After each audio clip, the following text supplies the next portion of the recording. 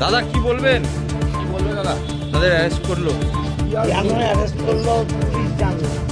এখনো আমরা কেউ কিছু জানি না। কেন? বন্দে বন্দে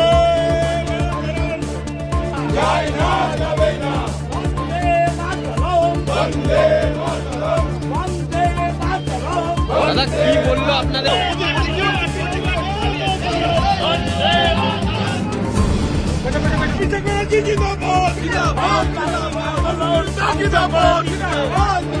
পর্যন্ত আমরা জানি না, আমাদের হাতে কোনো কাগজ নেই, আমরা কিছুই জানি না।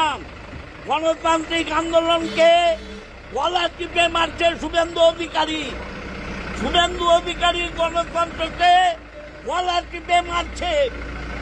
আপনাদের কজন গ্রেফতার করেছে? 10 জন চেয়ারম্যান, ভাইস চেয়ারম্যান, কাউন্সিলর, সমস্ত অ্যাডভোকেট, সবাইকে। এই রকম সঠিক খবর পেতে ফেসবুকে আমাদের পেজটি ফলো এবং ইউটিউবে সাবস্ক্রাইব করুন।